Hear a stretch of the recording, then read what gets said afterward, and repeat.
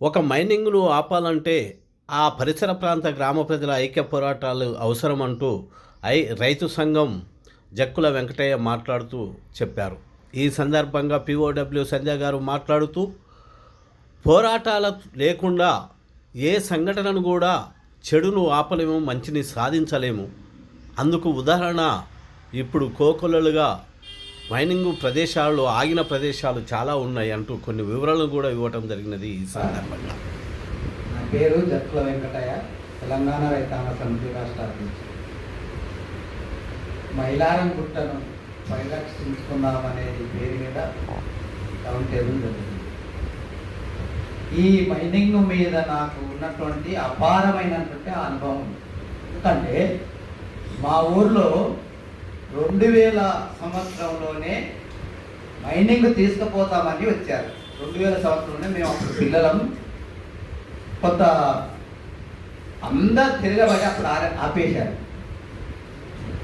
ఆపేస్తే తర్వాత 2000 మన తెలంగాణ ప్రభుత్వం వచ్చిన తర్వాత 2016లో మళ్ళీ అదే కాంట్రాక్టరు ఆంధ్ర నుంచి వచ్చి ఇక్కడ మేము మైనింగ్ తీసుకుపోతామని వచ్చారు. వస్తే అక్కడ మా గ్రామం దాదాపు 1000 ఇళ్ళు ఉన్నటువంటి మా ఊరు మేము ఎట్టి పరిస్థితుల్లో ఇవ్వమనేది చెప్పేశారు. అప్పటికి ఒక 2 సంవత్సరాలు అన్నింటిగా తిరిగి అక్కడ ఉన్నటువంటి అగ్రవర్ణ వారిని కలిశారు. మా ఊరు ఒక A1 కాంట్రాక్టర్ ఉన్నాడు. ఆయనతో లోపల మంతనాలు చేస్తూ ఇక్కడ మా గ్రామం చాలా క్రిటికల్గా ఉంది, ఇక్కడ చాలామంది పెద్ద పెద్ద వాళ్ళు ఉన్నారు, ప్రజా సంఘాలకు సంబంధించినటువంటి వ్యక్తులు కూడా ఉన్నారు, ఇక్కడ పోవడం కుదరదు, కూడా ఉద్యమాలకు చాలా సన్నిహితంగా ఉంటారు, ఉద్యమాలతో సంబంధాలు కూడా ఉన్నాయి, కాబట్టి తీసుకుపోవడం కుదరదని చెప్తే మళ్ళీ 2 సంవత్సరాల తర్వాత అంటే 2016లో అడుగుపెట్టింది. అక్కడ రాజకీయ నాయకులను అందరితో సపోర్ట్తో అడుగు పెడితే అప్పుడు మేము 2016 ఏప్రిల్లో మీరు ఎన్ని తతంగాలన్నా వేయండి మేము పోనిచ్చేదే లేదు అని చెప్పి గ్రామస్తులు మొత్తం తిరగబడి చేశారు. అయినా వారు పోలీసు రక్షణతోన అప్పుడు కొత్తకోట సిఐగా కిషన్ ఉన్నాడు, ఆయన ఉద్యమాలకు వ్యతిరేకి. అయితే మా గ్రామంలో చేస్తున్నటువంటి మాలాంటి చురుకైన వ్యక్తులకు కూడా ఆయన ఏదో రకంగా మేనేజ్ చేసి సరే మీకు ఏం కాదు తీసుకుపోతారు అనేది అని చేశారు. మా గ్రామం నుంచి మా మండలానికి 1000 మందితో ర్యాలీ పోయినాం. 1000 మంది ఎంఆర్ఓకు ఇచ్చాం. ఎంఆర్ఓ ఎట్టి పరిస్థితుల్లో పోదని హామీ ఇచ్చింది. అయినా మాకు ఏదో అనుమానం ఉంది. అయినా వాళ్ళు మైనింగ్కి సంబంధించినటువంటి ఇక లారీలు రావడం, అక్కడ ఎంక్వైరీ చేయడం, అవి ఇవి చేస్తూనే ఉన్నారు. మీరు అక్కడికి పోతే కేసులు అయితే అనేది ఒకటి బెదిరింపు పోలీసు వాళ్ళు చేశారు. అట్లా కూడా అక్కడికి పోకుండానే మా గ్రామం మొత్తం చేస్తున్న క్రమంలోనే వాళ్ళు ఆ పని చేస్తున్నారు, మేము ఇక్కడ ఉద్యమాలు చేస్తూనే ఉన్నాం. తర్వాత జూన్ 16 నుంచి మేము ఫిబ్రవరిలో మేము ఆల్రెడీ పాదయాత్ర చేసి ఒక 1000 మందితో పోయి తర్వాత జూన్లో ప్రారంభం చేశాం.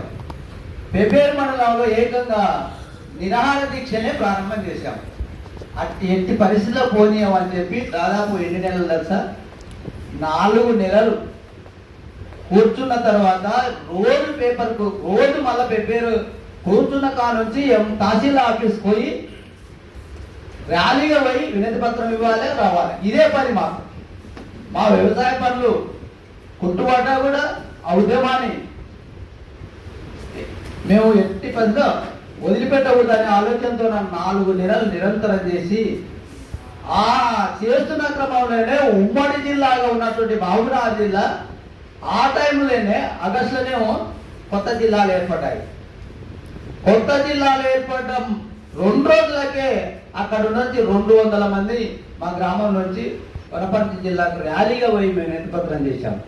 అక్కడ దాదాపు 500 మంది మొత్తం రైతాంగం వచ్చి కూర్చొని మా గుట్టను పోనీయమని కూడా చెప్పారు. చివరికి లాస్ట్ 2 రోజులు వనపర్తి జిల్లాలో నిరవధిక దీక్షగా 2 రోజులు అక్కడనే 10 మంది అక్కడనే కూర్చున్నాం. అప్పుడు డిఎస్పీ గారు అక్కడికే వచ్చి చెన్నై ఉండే అప్పుడు మేము పోనీయము ఎట్టి పరిస్థితులు ఇవ్వము, కాబట్టి మీరు ఈ నుంచి దీక్ష విరమణ చేయండి అని చెప్తే మా ఊళ్ళో సంబంధించినటువంటి సర్పంచ్ ఎంపీటీసీ అంతా మాతోనే ఉన్నారు. అయినా వాళ్ళు నాటకాలు ఆడుతూనే ఉన్నారు. నాటకాలు ఆడి చివరిగా సర్పంచ్ టైంకి ఒక 15 రోజులు ఉంది అనగా అక్కడ ఎస్టీ సర్పంచ్ చివరిగా ఆయనకి ఏదో ముట్ట చెప్పి ఆయన ఇట్లా పోరాటం చేస్తున్నాయి. ఇప్పుడు మా మనలు కోర్టుకు సంబంధించినటువంటి కూడా అంశాలు వచ్చినాయి. కోర్టుకు కూడా మేము ఉద్యమం చేస్తూనే మన కోర్టు కూడా వెళ్ళి కోర్టులో ఏమీ రాలే. అక్కడ రాజకీయ నాయకులు తినడం, వాళ్ళు లావాదేవీలు చేయడం ఇవల్ల జరుగుతూనే ఉన్నాయి. ఇక 2 రోజుల దీక్ష తర్వాత మేము రద్దు చేస్తలేదు. మళ్ళా మేము పోనీయమని మళ్ళీ మేము చేసిన తర్వాత ఒక 2 సంవత్సరాలు రాలేదు. కేసులు దాదాపు 4-5 కేసులు అయినాయి మా మీద. ఇప్పటికీ ప్రజెంట్గా కేసు అయినాయి.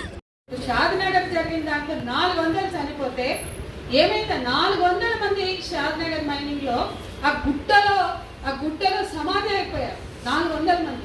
మరి ఇవాళ దానికి జవాబుదారీ లేని ప్రభుత్వం. బాలగోపాల్ గారు హైకోర్టులో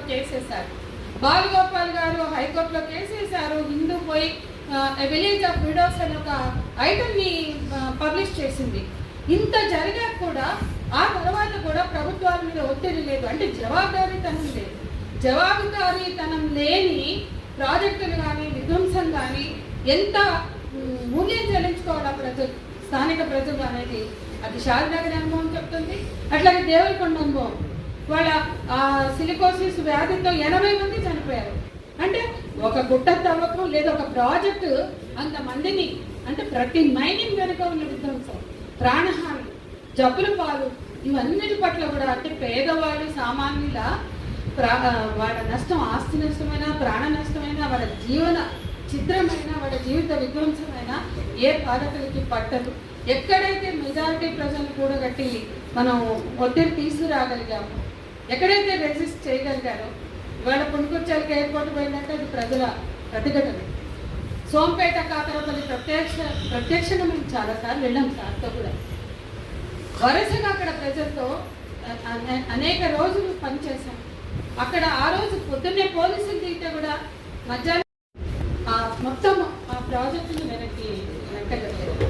రాజశేఖర రెడ్డి కొడుకు తలపెట్టినవి 2 కూడా సోంపేట కానీ కాకరపల్లి కానీ దాన్ని వెనక్కి నెట్టగలిగారు. ప్రజలు అద్భుతమైన చైతన్యం. అధికారులను తిప్పి కొట్టారు. చెట్లు ఇరిసేసి, సరుకు చెట్లు విరిసేసి వాళ్ళని, అంటే అప్పటికే కాల్పులు జరిగినాయి సోంపేటలో, వాళ్ళని తిప్పి కొట్టారు, తరిమి కొట్టారు. సర్వేలకు వచ్చిన వాళ్ళని పుడుకుడు చెలక, బంగారు చెలక, ఎర్ర చెలక, తోక బంగాల, మరిగూడెం, ఈ 5 గ్రామాల్లో సర్వేకి వచ్చిన అధికారులను ఉరికించి కొట్టారు.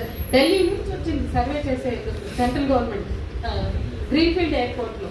కాబట్టి ఎక్కడ జనం తిప్పి కొట్టారో, తరిమి కొట్టారో అక్కడ ఆగిరి అనే వాస్తవాన్ని కూడా మనం గుర్తించి అదే మద్దతు ఇక్కడ పోరాడుతున్న వీళ్ళందరూ హీరోలు, హీరోయిన్స్ నా దృష్టిలో రెజిస్ట్ చేస్తున్నారు, ప్రజల కోసం పోరాడుతున్నారు. వీళ్ళకి మద్దతుగా ఉండడం మనందరి బాధ్యత.